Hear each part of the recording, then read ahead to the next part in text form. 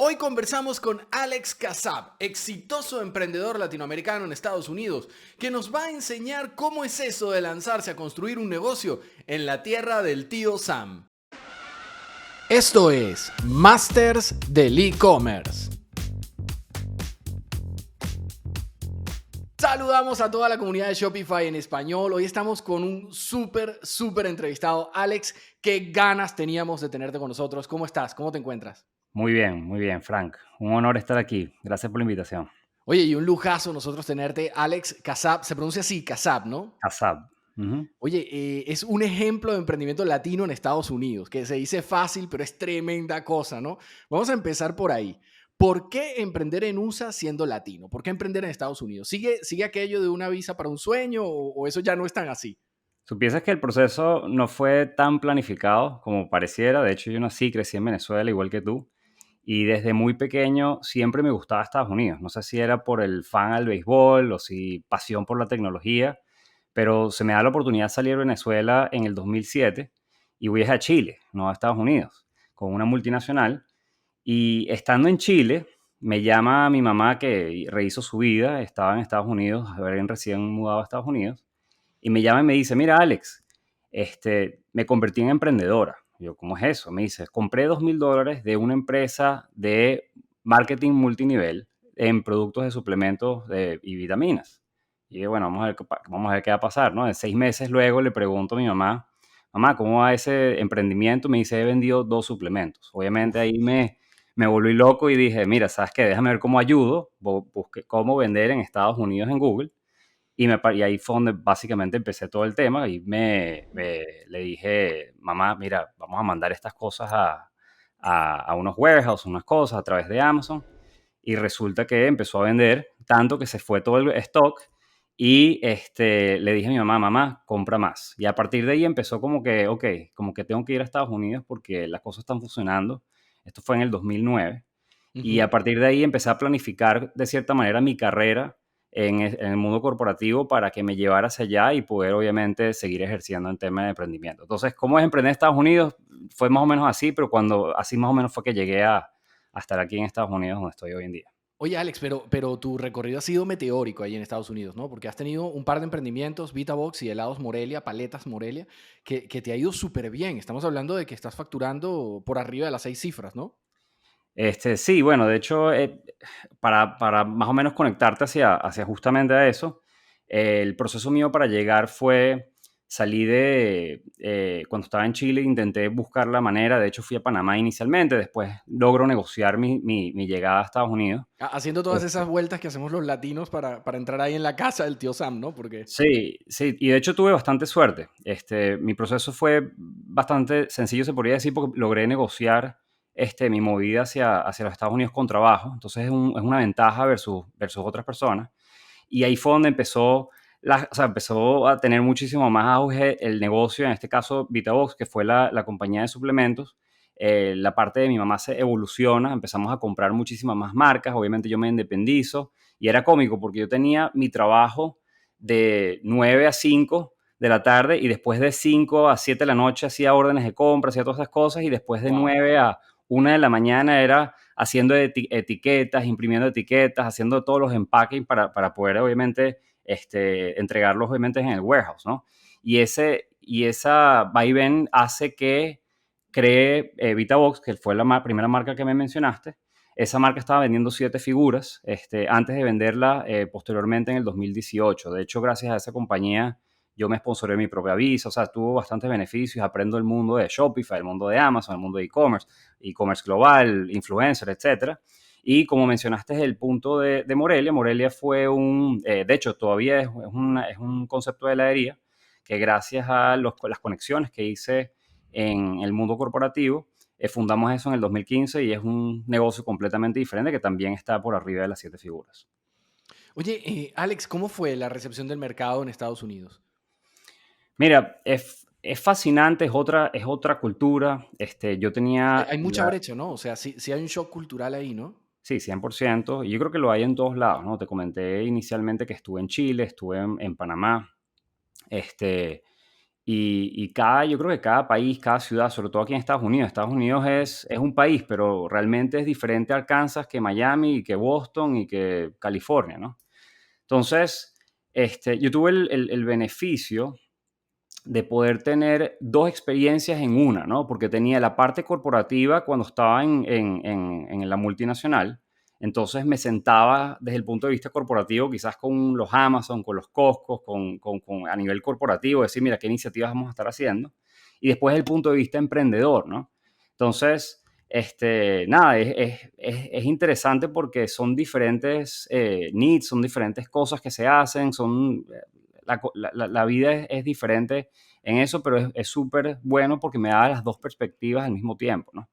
Hay una historia interesante de, una vez estábamos haciendo una ¿En qué visita. parte de Estados Unidos estás tú? ¿O por qué partes pasaste? Para también aprovechar de orientarnos un poco, porque es verdad lo que dices, ¿no? Es muy distinto Miami de repente de Colorado, de Las Vegas o de cómo puede ser en Nueva York el trato, ¿no? O sea, varía el mercado, ¿no? Mire, yo pasé por Boston, estuve 4 o 5 años ahí, después estuve O sea, en estuviste en una zona que no es tradicionalmente asociada a la comunidad US Hispanic, ¿no? O sea, no es una zona latina, Boston.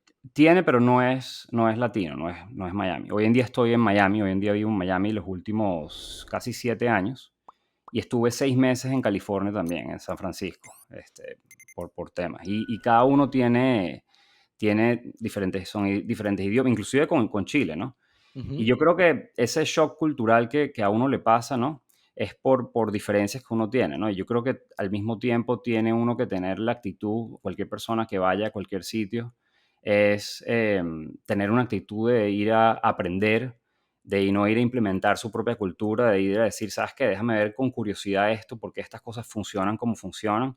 Y yo creo que independientemente del país donde estés, tú puedes conseguir o puedes sacar algo o un aprendizaje de esa cultura, de esa gente.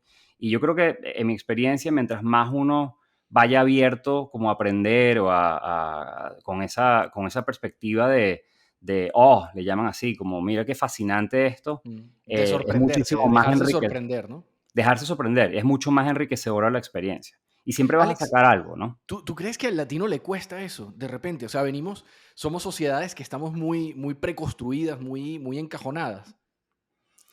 Eh, yo no sé si el latino en general, Te lo digo y hago una confesión de partes, ya que estamos dos venezolanos hoy aquí en el podcast. En España es increíble cómo hemos colonizado Madrid, ¿no? O sea, tenemos a todos los españoles comiendo tequeños, arepas, empanadas, chicha. O sea, se ha vuelto inclusive ya parte de los productos que tú encontrarías en un mercado normal, en un Mercadona, en un Carrefour, productos de la dieta venezolana, ¿no? Y me comentaba un compañero gerente de aquí de España, me decía, es que ustedes, me decía muy bien, muy castizamente, macho, es que ustedes son muy cerrados, ustedes todo lo quieren hacer como lo hacéis vosotros allá, ¿no? ¿Es cierto esto? ¿Lo viviste en Estados Unidos tú también? ¿O tú crees que el latino sí se adapta? ¿Y qué creerías tú que le cuesta más al latino a la hora de adaptarse a la cultura norteamericana? bueno, hay varias preguntas en una, pero te cuento una estadística que estaba viendo recientemente, que los hijos de inmigrantes aquí en Estados Unidos son muchísimo más exitosos que Ujú. los hijos de personas que nacen aquí en Estados Unidos. Y yo creo que la razón principal de eso es porque uno viene a mejorar, ¿sabes? Vengo en desventaja, se podría decir, y ese empuje que uno tiene en general hace que sea muchísimo mejor, ¿no? O sea, que uno se convierte en una mejor persona, ¿no? Vienes con el ojo del tigre, ¿no? Con hambre. Con muchísima más hambre, sí, eso es muchísimo más hunger, como dicen aquí en Estados Unidos. Y yo creo que eso pasa en general, ¿no? Y al mismo tiempo, debido obviamente a la circunstancia del venezolano en particular y el inmigrante, cuando se hacen clusters, o sea, cuando se hacen esas comunidades grandes, se crean esos mercados y al mismo tiempo la gente siente de cierta manera un poco más de empatía, se podría decir, entre dos venezolanos que están en la misma circunstancia y el hecho de que eso pasa se tienden a apoyar. Yo no solamente tengo esa parte, si por ejemplo, te doy un ejemplo, yo soy judío, ¿no? Y nosotros, a mí me parece fascinante el hecho de que yo llegaba, por ejemplo, a Boston, y me pasó con todos lados. Yo no conozco a nadie, absolutamente a nadie. Me estoy mudando a un país en la primera semana. Nosotros hacemos una cosa que se llama Shabbat, de los viernes nos reunimos y voy obviamente a una sinagoga que nunca había estado. el primer día que estoy ahí me dicen, ¿pero dónde vas a pasar Shabbat? Me dicen, no, yo voy para mi casa. Me dicen, no, no, vente a mi casa y tenemos una cena. Y esa persona no me conoce, no sabe quién soy, no sabe si soy un loco, no sé. Básicamente por el hecho de estar ahí. Y yo creo que ese bonding, esa compenetración, yo creo que es importantísima. Y yo, de cierta manera, lo hago en reciprocidad para la gente que yo tengo ese tipo de áreas comunes, ¿no? Un venezolano, alguien que está comenzando, obviamente tienes una especie, alguien que me haya tratado bien anteriormente, entonces como uno lo paga a futuro, ¿no? Pay it forward.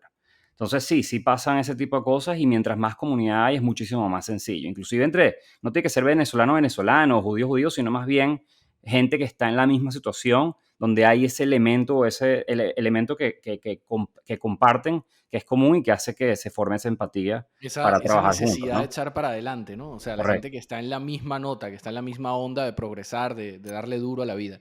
Alex, ¿y tú crees que hubo algún momento en el que te sintieses discriminado? Que dijeras, oye, me están tratando mal por ser latino.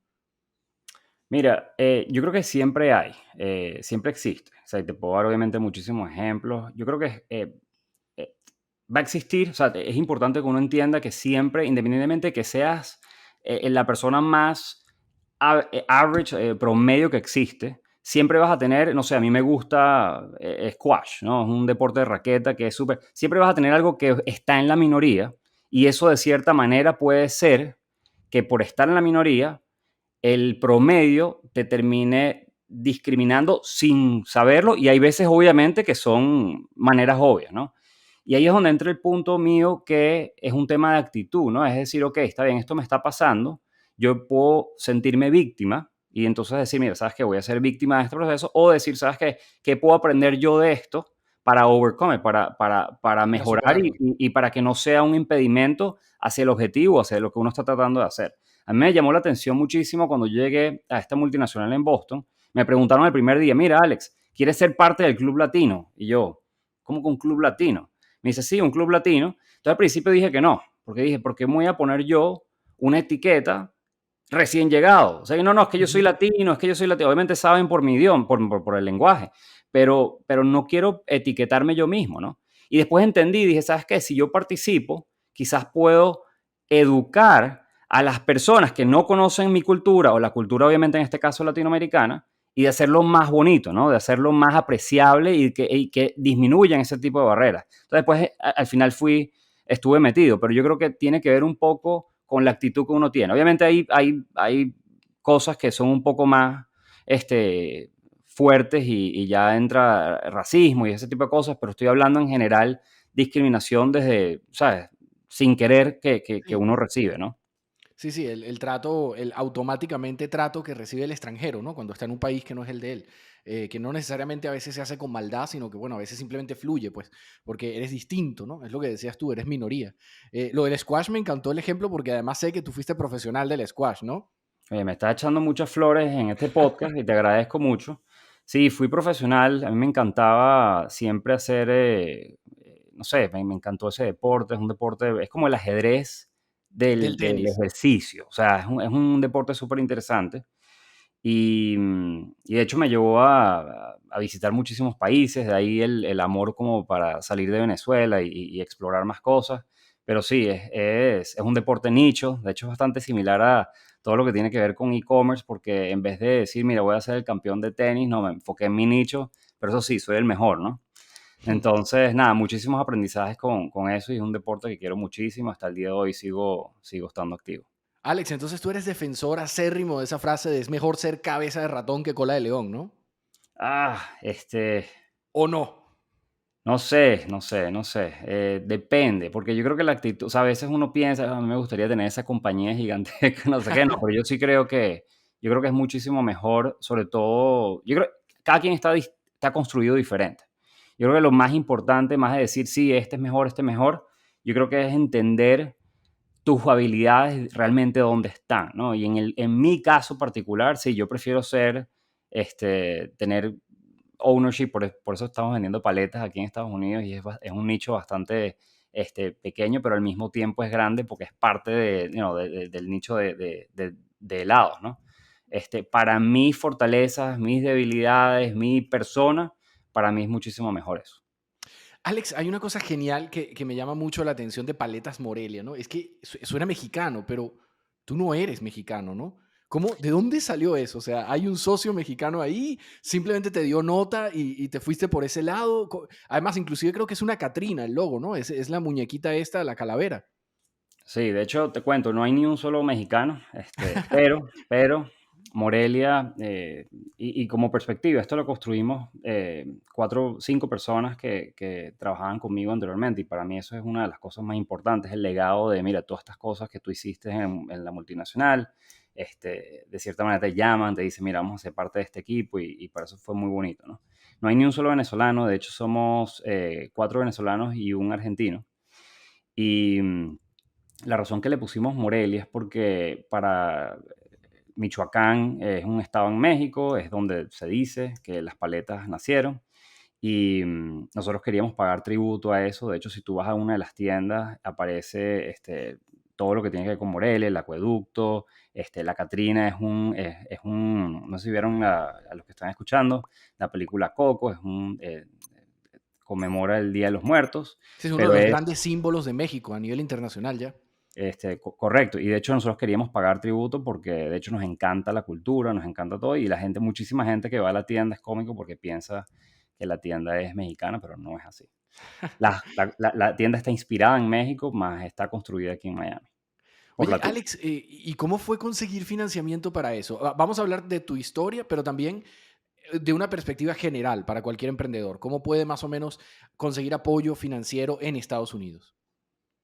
Mira, yo creo que hay 2 maneras, ¿no? O sea, la primera es la mía. La mía fue, por lo menos cuando construí el e-commerce, fue todo en Bootstrap. Y Bootstrap significa que básicamente tú fundeas tu propia cosa, no tenemos mucha inversión porque gracias a Dios vivimos en esta época donde la entrada de hacer una idea realidad es muchísimo más fácil y más económica de lo que era hace 30, 40 años, cuando si yo, por ejemplo, tenía una idea de lanzar una marca de pañales, tenía que construir una fábrica de $1 millón para probar mi idea de pañales, para que el mercado después me dijera, por aquí no es la cosa, ¿no? Ujú.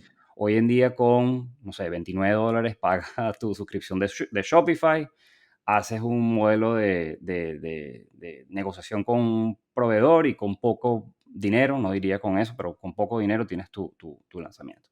Ahora tienes el levantamiento de capital. Levantamiento de capital para el latino en particular, que fue tu pregunta.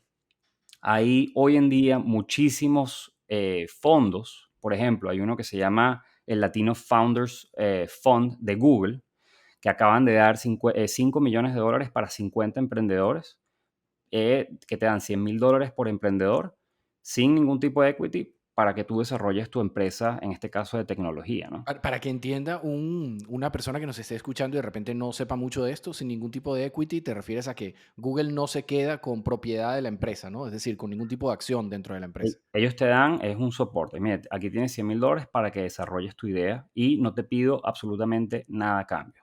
¿Ok? Lo único que me imagino que tienen ellos a cambio es decir, mira, ayudamos a estos 50 emprendedores y listo, ¿no? Y así como esos hay muchísimos. Nosotros para Morelia en particular, nosotros lo pusimos o sea, cada quien puso su parte, y al final sí recibimos una ronda de financiamiento, pero mucho más adelante, no fue para Ujú, comenzar. Pero hoy en día, o sea, versus hace 20 años, hay empresas y non-profit, non-profit significa que son sin fines de lucro, que ujú. se dedican a ayudar a este tipo de cosas. Entonces, mientras tú tengas claro qué exactamente es lo que vienes a resolver, o sea, cuál es el problema que vas a resolver y tengas una capacidad de venta, o sea, es decir, tienes que saber persuadir a la persona, yo creo que es bastante más sencillo que antes, no significa que es sencillo, tienes que igual hacer tu tarea, pero es posible levantar capital aunque no tengas ni un solo centavo en la cuenta. Si tienes una buena idea, tienes un buen equipo de ejecución, yo creo que se puede levantar capital mucho más fácil de lo que se hacía anteriormente. Y va a seguir siendo mucho mejor a medida que van pasando los años. Ujú. Sí, efectivamente, el tema del e-commerce ha democratizado esto un poco, ¿no? Le ha permitido a mucha gente que no podía llegar a probar una idea de negocio o a lanzar un proyecto, lo han podido ahora lanzar, ¿no? ¿Cuál crees tú que serían los tres primeros pasos que debería dar un emprendedor latino que quiera triunfar en Estados Unidos? ¿Por dónde se arranca, Alex? Los pasos para... Es que es cómico esa pregunta porque tiene muchas aristas, ¿no? Y seguro que Eh, no son 3, ¿no? Son yo, muchos te, más yo de te- 3. yo te voy a dar una fórmula más que pasos. La fórmula es muy sencilla. Obviamente, aparte de todas las cosas que te dicen, registra la empresa, la cosa. Una fórmula muy sencillita. Una buena idea. Significa, obviamente puede ser un buen producto o un buen servicio que vayas a hacer, multiplicado por una excelente ejecución. Hmm, Eso equivale a éxito, ¿ok? hmm, Si tienes esa fórmula, o sea, si tienes el tiempo para realmente probar, ¿ok? Eso o sea, que esa fórmula, porque una cosa es que a mí me parezca mi idea buena, ¿ok? La segunda cosa es que el mercado como tal piense que esa idea o ese producto o ese servicio es buena. Entonces, pasa mucho, y hasta a mí, yo soy culpable de esto, y yo creo que a todos nos pasa, que digo, es que yo tenía una buena idea, o de repente ves a Uber y dices, es que yo tenía esa idea. Le digo, mira, la diferencia entre tu idea y Uber fue la ejecución. Así de sencillo. Ellos ejecutaron sobre su idea, quizás era peor la idea de ellos, pero ellos ejecutaron, tú te quedaste con la idea y con las miles y miles que nos pasa en el día a día, ¿no? Y quiero hacer quote, quiero traer a Reid Hoffman, que es el de LinkedIn, uno de los founders de LinkedIn, que es demasiado cómico lo que él siempre dice, pero él dice, mira, si no estás avergonzado o avergonzada de tu primera ejecución, de tu primera iteración, significa que lanzaste tarde. hmm. Eso es importantísimo porque mucha gente dice, no, ¿sabes qué? Yo no lanzo mi web, yo no lanzo mi e-commerce en Shopify, yo no hago esto porque todavía me está faltando aquí. No le digo, no, no. Lanza y luego el mercado de ahí. Si no estás avergonzado de esa primera iteración, significa que lanzaste tarde. Sí, sí, tienes que lanzarte e ir probando, ¿no? Porque si no, no haces nada nunca. Si no tal cual, no haces nada nunca y evitas el tema de ejecución, porque una de las cosas bonitas que pasa es que ahora el mercado te empieza a dar feedback, te empieza a retroalimentar lo de la idea que tenías y de repente dices, oye, yo no había pensado en ese factor, ahora no entiendo por qué esta comunidad no me está comprando, sino es esta otra. Yo ni siquiera sabía que está. Y es por el tipo de comunicación, empiezas a iterar y al cabo de un año, de 2 años, de 3 años, esa persona que ejecutó y tiene una experiencia de 2, 3 años, va a ser muchísimo más exitoso, me preguntabas de cómo hacer para éxito, a la persona que estaba planeando perfectamente su idea y terminó lanzando. De hecho, si quieres te puedo dar otro ejemplo. Un ejemplo en una universidad era un proyecto de fotografía y dividieron el salón en dos. Ujú. A un grupo le dieron y le dijeron, mira, ustedes tienen todo el semestre, los 6 meses, para tomar la foto perfecta. Es una foto perfecta, los ángulos, las luces, absolutamente todo. Y al segundo grupo le dijeron, tienen que tomar una foto al día. Adivina quién tuvo mejor. El que tuvo una foto al día. ¿Por qué? Porque tuvo la iteración, tuvieron el feedback, hicieron otra vez la iteración y en función a eso, claro, mientras estos estaban pensando cuál es la mejor foto que pueden hacer, estos salieron muchísimo mejor preparados porque intentaron por 6 meses seguidos todos los días. Entonces yo creo que idea times multiplicado por ejecución equivale a éxito. Me encantó esa fórmula. Te la vamos a no a robar porque es tuya, evidentemente, No, no pero es la mía, no vamos es a mía, no es regar. mía. Eso es Ah, bueno, pues, aprendizaje de la vida. pues, pues gracias a ti, Alex, se la vamos a regar a toda nuestra audiencia. Me fascinó. Una buena idea multiplicada por una excelente ejecución igual al éxito. Eso está buenísimo. Alex, en el tiempo que nos queda, ¿te atreverías a contarnos una o dos lecciones importantes que tú hayas sacado de tus emprendimientos en Estados Unidos? ¿Cuál considerarías tú que fueron las principales lecciones tanto de VitaBox como de Paletas Morelia? Mira, em, para mí han sido, bueno, tengo muchísimas. A mí me hubiese gustado haber comenzado antes. Yo tenía siempre mucho miedo. Yo creo que eso lo heredamos, no sé si nuestra cultura, ¿no? El miedo al fracaso, el miedo a si lo hago, pero entonces, ¿qué va a pensar la gente? Se penaliza Em, muy duro eso en Latinoamérica. Realmente sí.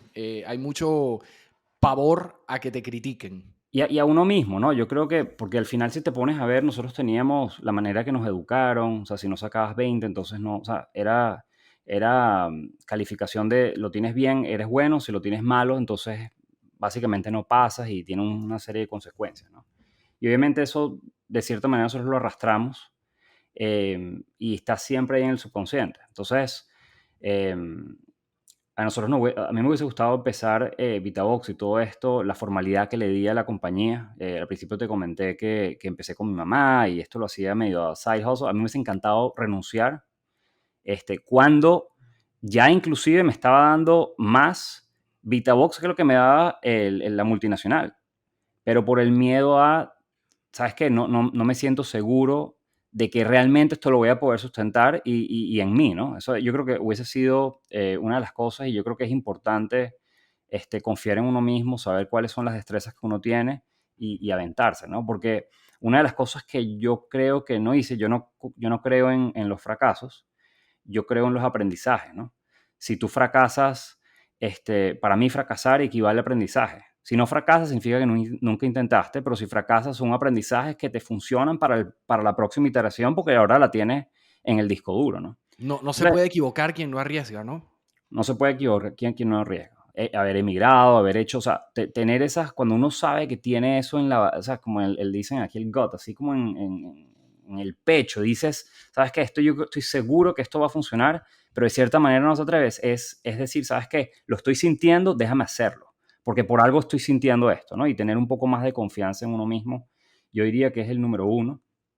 Y este, el número dos, a ver qué otra cosa más te puedo decir es, nada, seguir aprendiendo, ¿no? Y una de las cosas que yo sigo es, mira, si yo tuviese solamente 4 años, y yo le digo ciclos del mundial, yo no sé si te conté esto anteriormente, pero yo le digo ciclos del mundial. Los ciclos del mundial son cada 4 años, ¿ok?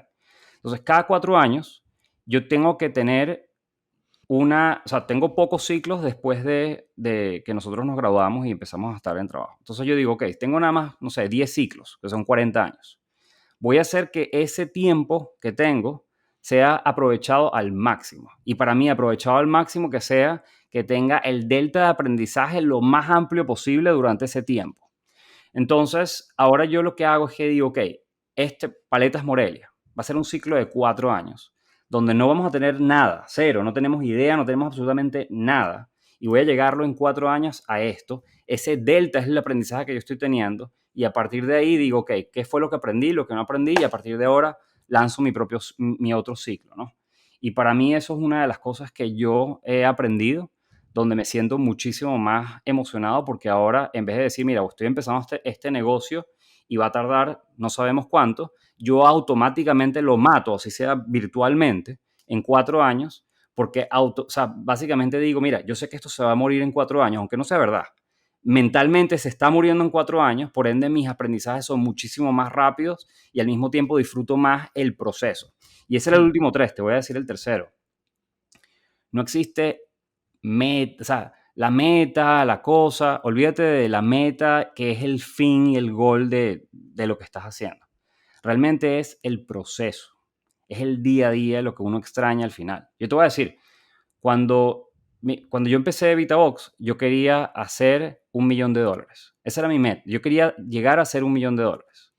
Resulta que el día que llegué a $1.000.000, me emocioné por 2 minutos y ahí mismo estaba porque tenía un problema en el warehouse, después tenía que hacer las cosas y básicamente no disfruté. Y después me di cuenta que ya no tenía razón de ir a la oficina porque ya había llegado al millón. Ya habías cumplido el objetivo, ¿no? Y ahí me di cuenta, y eso me pasó también cuando corrí un maratón, me pasó lo mismo. Pensé que el día que terminé el maratón fue el día más bonito. Resulta que no.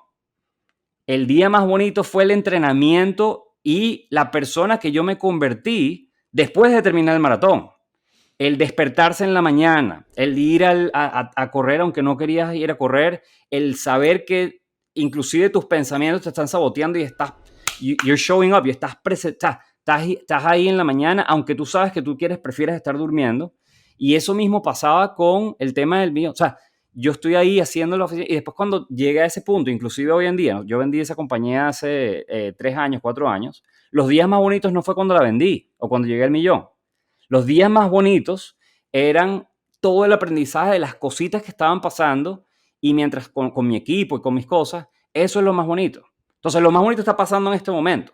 Esta Mm. entrevista, esta cosa. Disfruta cada una de las cosas que están pasando porque realmente eso va a ser lo que vas a extrañar una vez que tu journey se termine, porque vendiste, porque te fuiste de la compañía, por lo que hayas hecho, ¿no? Alex, para cerrar, queremos que te arriesgues, que te atrevas a dejarle una frase. ¿Qué frase consideras tú que sería la que le recomendaría a Alex a un emprendedor que quiera arrancar en Estados Unidos? Que arrancar en Estados Unidos estando en Estados Unidos. O desde afuera, o desde afuera. Empie- Si tuvieras que escoger una sola para inspirarlos y para guiarlos, ¿qué frase sería? Se Ve, vale que me la digas de a mí, cualquier sitio. perfecto. El mejor día para empezar tu sueño fue ayer. Pero el segundo día, mejor día, es hoy. Muchas gracias por acompañarnos en Masters del E-Commerce. Los esperamos en el próximo episodio. Y les recordamos que si desean conocer más información sobre el mundo del emprendimiento online y del comercio electrónico, pues pueden visitar el blog de Shopify en español. Y si ya están listos para lanzarse a emprender online, qué mejor que hacerlo de la mano de Shopify y disfrutar de 14 días de prueba gratis sin necesidad de introducir sus datos bancarios ni su tarjeta de crédito. Les dejamos el enlace aquí y también en la descripción de este video. Nos vemos en la próxima.